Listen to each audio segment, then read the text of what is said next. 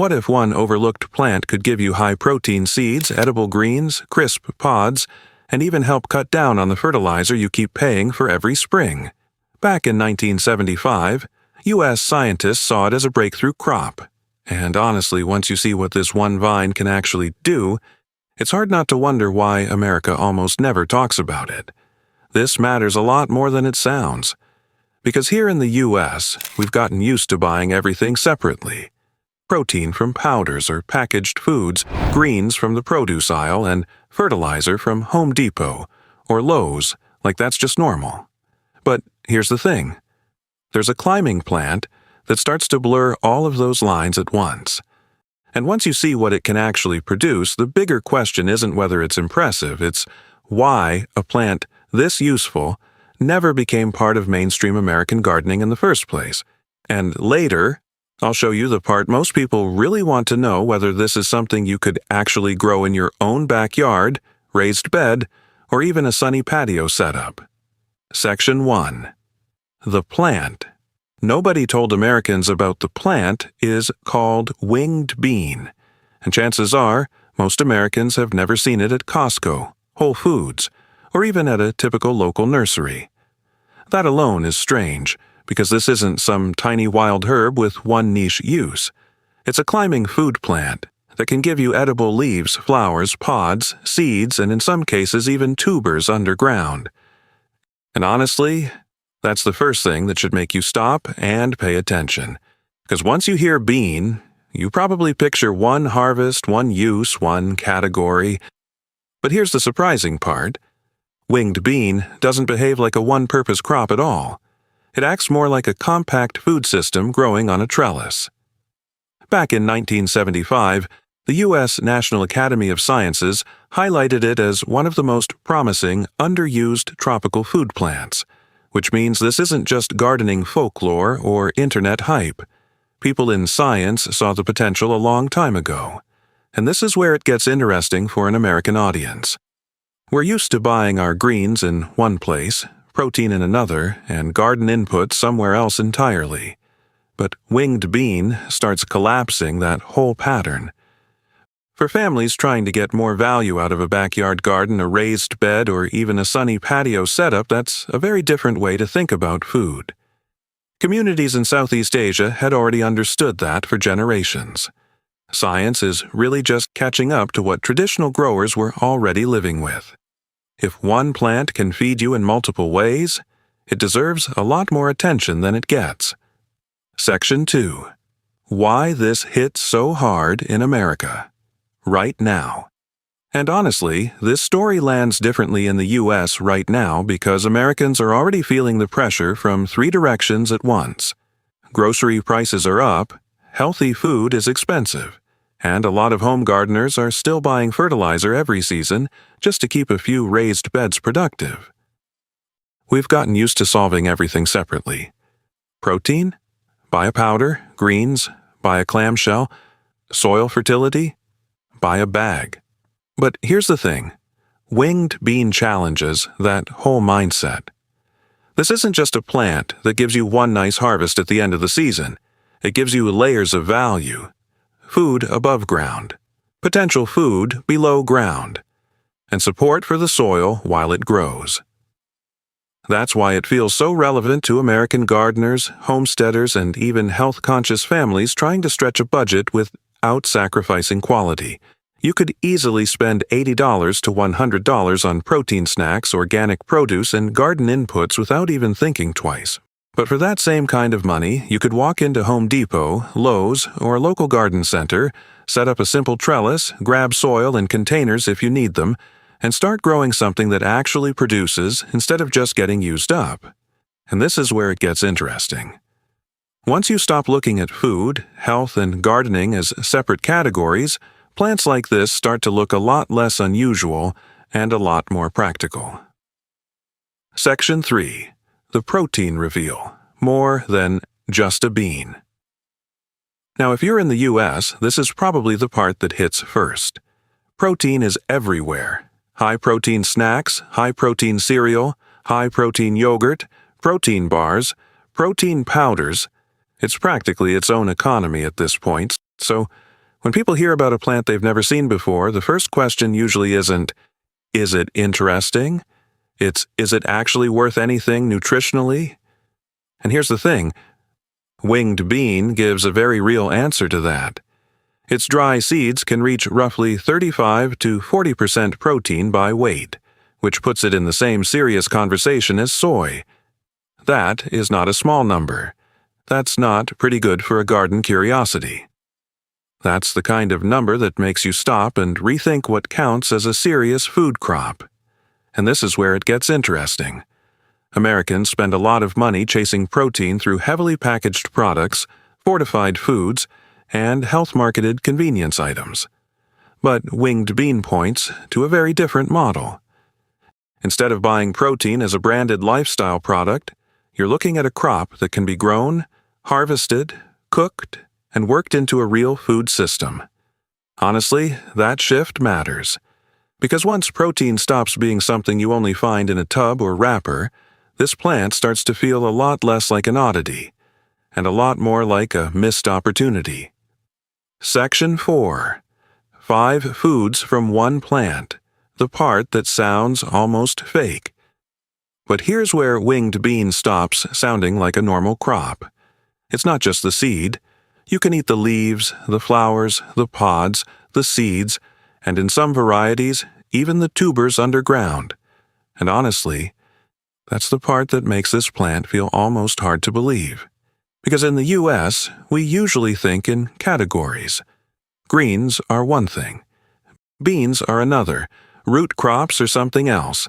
But winged bean starts collapsing all of that into one vine. The pods can be used a bit like green beans. The leaves give you another edible layer, the flowers add a bonus most people never expect, and the seeds bring us right back to the protein story, and it gets even better.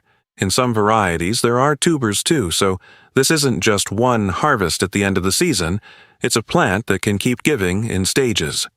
For a backyard gardener, that's a big deal, because one trellis can suddenly do a lot more work than you thought possible.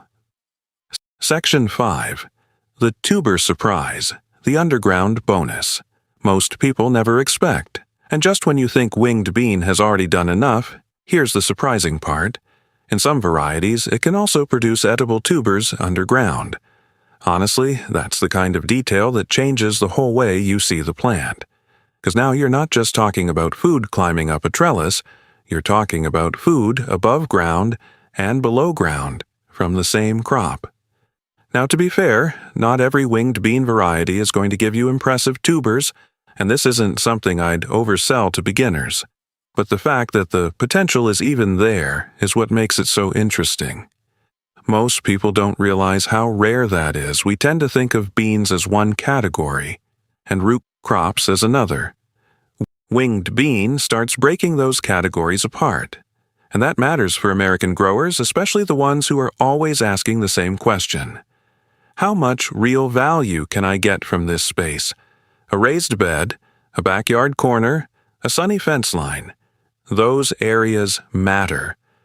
So when one plant can give you pods through the season, protein-rich seeds later on, and maybe even tubers with the right setup, it starts feeling less like a novelty crop and more like a serious experiment worth trying. Section 6. The gardening advantage. Americans will care about most. It helps feed the soil. And this is where winged bean stops being just a nutrition story and starts becoming a real gardening story. Because it doesn't just feed you. Like other legumes, it also works with nitrogen-fixing bacteria, which means it can help support the soil while it grows. And honestly, that changes the value equation in a big way. Most people don't realize how unusual that feels in practice. A lot of healthy plants are basically just consumption crops. You grow them, harvest them, eat them, and that's the end of the conversation. But here's the thing. Winged bean brings another layer. It gives you food, and at the same time it fits into the kind of garden logic that organic growers and homesteaders care about. Healthier soil, smarter planting, and less dependence on bag after bag of fertilizer. If you've ever walked into Home Depot or Lowe's in spring and loaded up on garden inputs just to keep a few beds productive, this is the part that should make you pause. Because when one crop can give you edible harvests and also contribute something back to the growing system, its value goes way beyond the seed packet. And that's why winged bean feels so relevant for backyard gardeners in warm climates. It's not just another plant to try. It's the kind of plant that makes you rethink what a useful garden crop really is. Section 7. So, why didn't this ever become mainstream? And once you see what winged bean can actually do, the obvious question is hard to avoid. Why didn't this ever become mainstream in America? Why did soy become a giant industry? Why did kale become a health trend? Why do certain crops end up everywhere, while something this multi-use stayed almost invisible? Now, to be fair, not every useful plant gets ignored because of some grand secret. Sometimes a crop just doesn't fit the system people are already used to. And here's the thing. Winged bean never really fit the standard American pattern. It wasn't heavily branded. It wasn't built into grocery store supply chains. It wasn't the kind of crop that got pushed into everyday consumer culture. So even though it had real value, it never got the kind of momentum that turns a plant into a household name, and honestly, that matters more than people think. Because most Americans assume that if something was truly useful, they would have heard about it by now. But that's not always how food works. Visibility and usefulness are not the same thing. A plant can be practical, productive, and genuinely impressive, and still get left on the margins if it doesn't match the way the market prefers to package, sell, and repeat things. And this is where it gets interesting, because once you realize that, winged bean stops looking like a forgotten curiosity and starts looking like a really good question. Section 8. Can you actually grow it in the United States? So now we get to the question a lot of people are probably waiting for. Can you actually grow winged bean in the U.S.? Or is this one of those plants that only sounds exciting on paper? And honestly, here's the good news. It's not impossible. But it does have a clear preference. This is a heat-loving, sun-loving vine that does best with a long, frost-free season. That means the easiest fit is going to be places like Florida, South Texas, the Gulf Coast, Southern California, Hawaii, and other warm regions where summer really stays warm. In cooler parts of the country, it gets trickier, but not automatically out of reach. Some growers can still experiment with it in a greenhouse, a long-season tunnel, or a very favorable microclimate. So this isn't an every backyard in America crop, but for the right grower, in the right setup, it becomes very real. And this is where it gets interesting for home gardeners.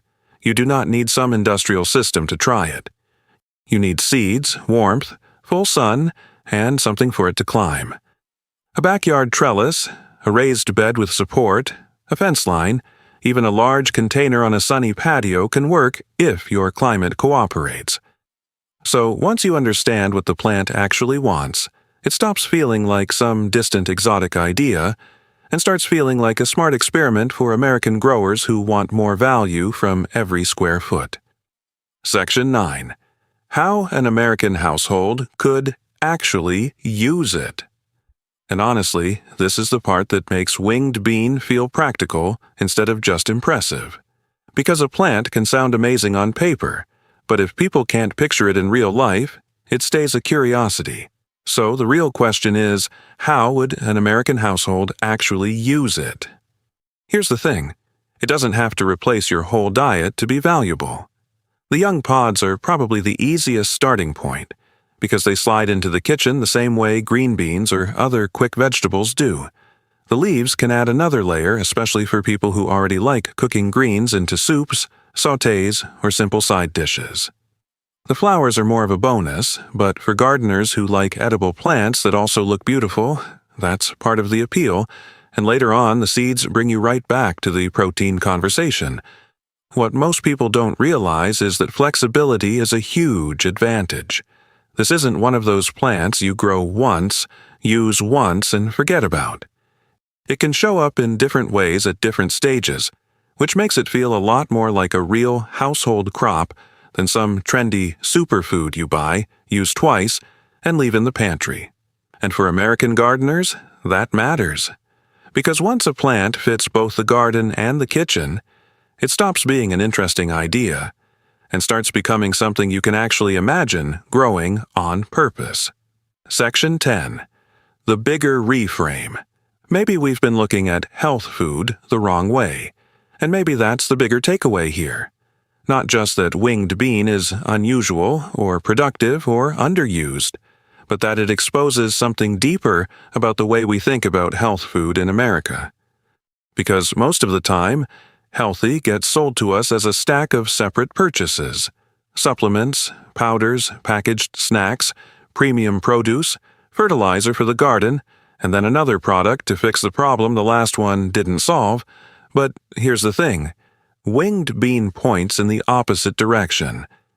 It suggests that real value might come from plants that do more than one job well. Plants that feed you in stages. Plants that fit into a garden instead of just a marketing category. Plants that give you nutrition, flexibility, and a little more control at the same time. And honestly, that's a very different mindset from the one most people are used to. What most people don't realize is that this is why forgotten crops can be so powerful. They force you to ask a better question. Not why isn't everyone talking about this, but how many useful plants never became popular simply because they weren't easy to package, brand, or sell back to us over and over again. And once that question gets into your head, this stops being just a story about one bean. It becomes a story about how we define value, convenience, and health in the first place. So no, winged bean isn't just another unusual plant with a cool backstory. It's a reminder that some of the most useful crops are not the ones that got the biggest marketing push. And honestly, that's what makes this so compelling. One vine can give you multiple edible parts, a serious protein story, a real gardening advantage, and, in the right climate, a very practical reason to rethink what deserves space in your backyard. Because here's the thing. You don't always need more products. Sometimes you need better plants. Plants that do more, waste less, and give you a little more control over what ends up in your kitchen and what happens in your garden. And once you start looking at food that way, it gets a lot harder to see health as something you only buy in a package. So now I'm curious, if you lived in the right climate, would you actually try growing winged bean in your backyard, on a trellis, or even in a sunny patio setup? Let me know in the comments where you're watching from and whether this is the kind of forgotten crop you'd experiment with. And if you want more plants like this, the ones that can change how you think about food, gardening, and self-reliance, make sure you subscribe, because there's a lot more hiding in plain sight than most people realize.